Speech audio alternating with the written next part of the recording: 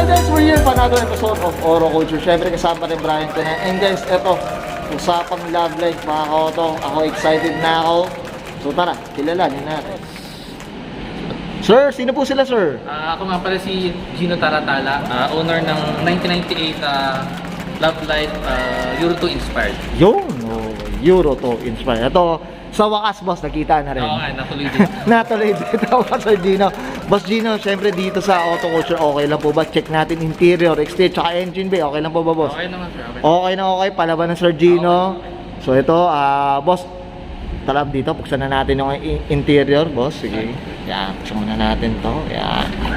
Okay, syempre, boss Gino, bago tayo magsimula dito sa interior, boss, paano ba kayo nagsimula sa pagkokotse, Sir Gino? Sige po.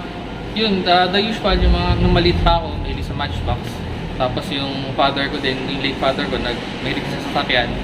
So, after he passed away, parang ako na yung nagtuloy nung hilig niya sa kotse. Yun, Tapos yun, tuloy-tuloy. ito na. Only child po ba kayo, ano, Sir Gino? Bunso. Dalawa. Bunso, okay. So, lalaki din po yung... Ate ko, babae. Yun. Ayos, okay. Eto, Sir Gino, okay na po ba? Makikiwi po tayo dito sa interior muna, boss. Okay naman. Okay, so tara. Ito, boss, Sir Gino. Ito, makikisakay muna tayo dito, mga kaoto. Ito, boss Gino, ano bang meron dito sa interior natin, boss? Sige po. Madami na napalitan dito. So, simula tayo dito sa 2-din panel na original, right hand orientation. Tapos yung head unit ko, ano lang ito, yung Lazada Racing lang. Okay. Meron rin palang right hand orientation kasi mas nandito siya Actually, yung gantong original sa Japan lang taga siya lumabas. Yung sa local kasi 1-din. So kaya siya naging right hand kasi di ba Japan nasa right hand. Dito, So hindi talaga siya perfectly fit talaga dun sa dashboard ng local. So pero ito may ni-retrofit na nandiyan. ni-retrofit ko na lang to, pero bolt na naman siya, pero may mga konting awa sa likod. Yun, okay. Yung pala yun. Tapos sige po. itong sa aircon vent, di ko alam kung anong exact talaga to kasi alam ko sa Euro version may flaps talaga to. Tapos yung ito bihira lang din sa makita ng merong slot dito pang seatbelt yata to or pang indicator ng lock, hindi ko alam. Kinonvert ko lang siya sa voltmeter. Bumili ako sa Lazada ng parang voltmeter, tapos ni-retrofit ko na nandyan para may purpose siya. Kasi sa block lang na Ang ganda mga koto. Mga sarap gayahin sarap gayahin mga koto, mga love life natin dyan. Okay boss, sige boss, sige po. Tapos itong manibela, from European version din to. Kasi yung local, walang logo dito na parang total ng logo. So alam ko pang Euro din talaga to. Okay. Tapos itong gauge, honeycomb, yan. Pang Euro din yata or Euro na rin. Euro na rin. Yan honeycomb pala yung tawag doon, mga sirs. Okay. Tapos ito, map light. Map light pwedeng busin. Tapos itong ito nabili ko din to sa tropa din. Ano siya? Double vanity mirror. Double na, yan mga koto. Double vanity mirror siya. Yan mga koto, diba? So hindi din, alam ko, wala pa akong nakitang kapareho nito, pero baka nakatago lang sa iba. Okay. Kasi mga European, walang language siya. Hindi natin maintindihan, Sir Gino. Yan. Tapos itong pillars, yung unang may-ari na nag-modify nito So tweeters and hindi ko lang mid-range yan. Yun. Siguro mamaya na dito yung makikita mo dito yung sa fog light switch. Okay, yan, Siguro. sige. Ayan. Fog light, rear fog light switch ito. Madilim nga lang ito. Ito rear fog light switch. Yung dami na rin talagang palitan. Tapos ito pang big body, alam ko pang big body, black theme. Tapos ito pang big body din yata ito. Tapos ito, yung sa air purifier switch. Grabe. Meron pala, no? Nasa likod yung air purifier ko Tapos fog light switch sa harap. Okay. Tapos ito yung sa mamaya makikita natin dun sa headlight washer. Okay. Switch to. Yun. Ayos. Tapos yun sa harap. Sige, boss. 8-inch na pala niya. Hindi ko nalimutan yung brand ng speaker na yun. Pero modified na rin. Modified na rin. Ito, boss, yung yung case niya, yan? Palit na. Yun na yun. Hindi, yun nakasama doon sa speakers. Kasi dati tinatawag sound setup. So, tinanggal ko lang yung sa trunk para medyo gumanda. Tsaka maging function. Oo, yun pala yun.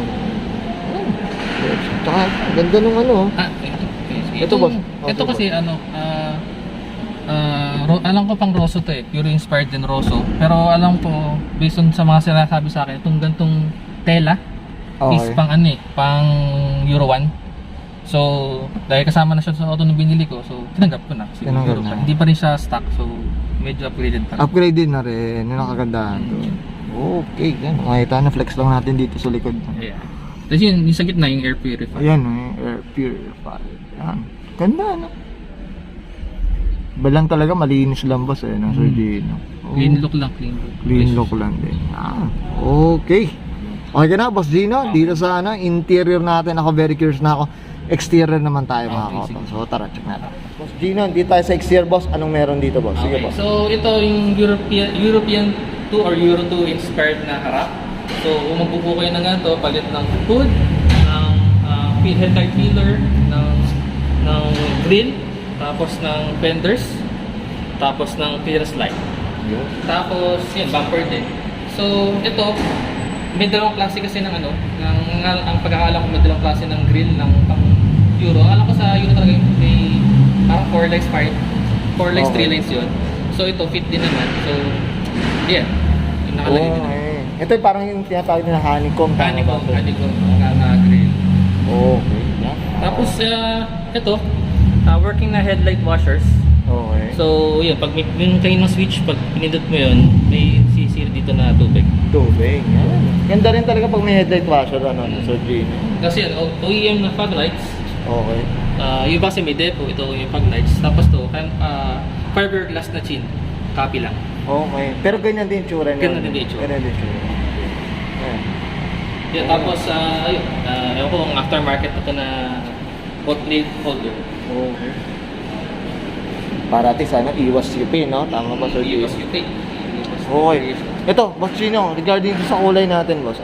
Sino bang na ito? Stock color ba to? Ganun, boss? Alam ko stock color to ng Love Light. Hindi ko lang kung mas darker siya o mas kasi repainted na yung buong body. So yun, shoutout to sa unang may-ari. Siya nagpapaint dito sa Bataan. Okay. Sa Bataan ito. So, yung first owner kasi sa Bataan nakatira. So yun. Yan, ganda, no? Ito, boss, usapang mags, boss. Usapang mags. Ito naman ay Promodora copy. 17x7 offset 42. Yeah, tapos ang tires ko is Arrigo. Na 205/40/17. So meron na rin palang copy na itong Promodora na to, boss. Sino may gawa? Anong may gawa, boss? Actually hindi ko alam kung sino. Kasi alam ko sa original Promodora, may nakita Promodora or made in Japan. Meron talaga. Pero yung presyo na itong ganito, boss, magkano mo? Alam ko sa market parang 25 to 30. Ganun, sa na rin, no?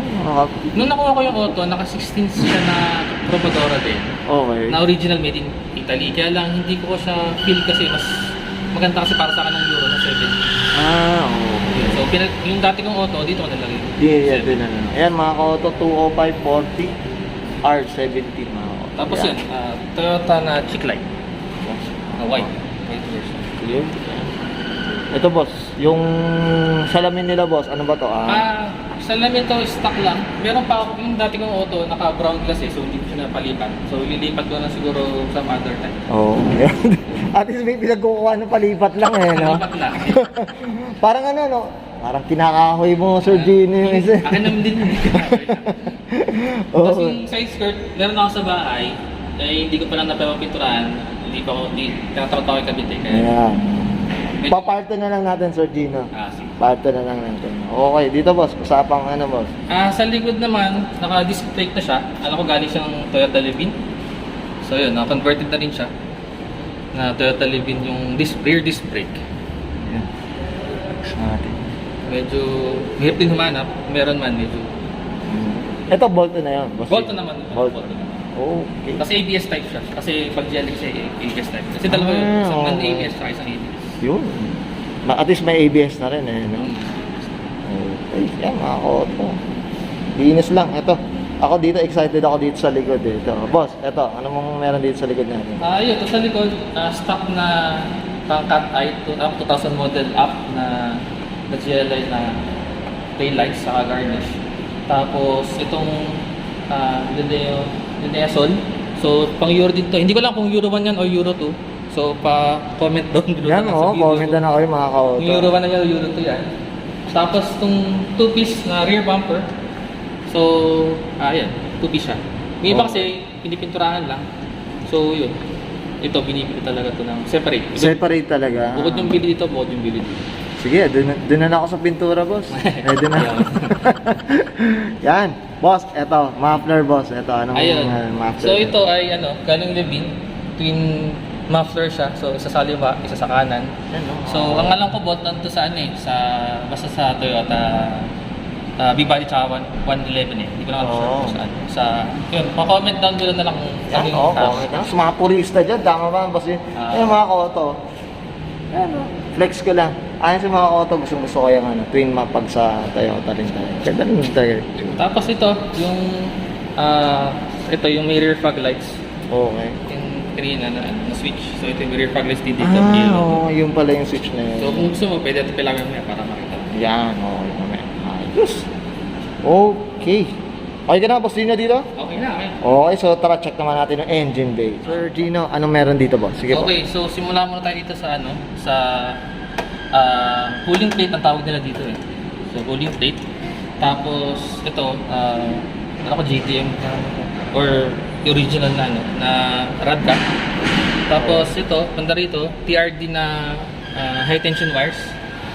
Tapos ito, 5-point strut bar. Ito yung 5-point strut bar. Tapos ano pa ba? Ayan. Sige, boss. Itong dynamic coilovers. Harap likod, naka-dynamic coilovers. Tapos ito yung washer tank para dito sa headlight. Laki, boss, eh, no? So, iba siya doon sa, kung mapapansin nyo yung stock, iba itsura niya. Pero parang magkasing haba din. Kasi parang motor niya para dito, tsaka para doon sa hood. Ayun. Tapos, yun, ito pa. Ito yung medyo rare rin ito eh.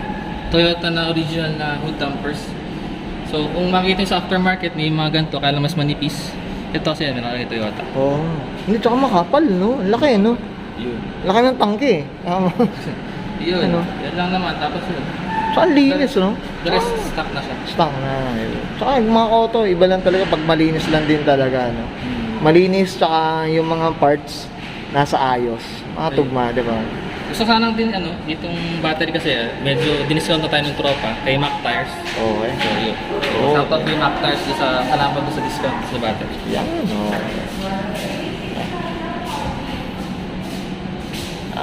Okay. Okay ka na, Boss Gino? Okay na, okay. Okay. Dito, syempre, sa Auto Culture di mawala. Shoutout po tayo. Sige po, go. Okay, shout out sa asawa ko, si Vicky. Tapos sa family ko, ate, yung bayo ko, pamangkin ko, tsaka yung nanay ko.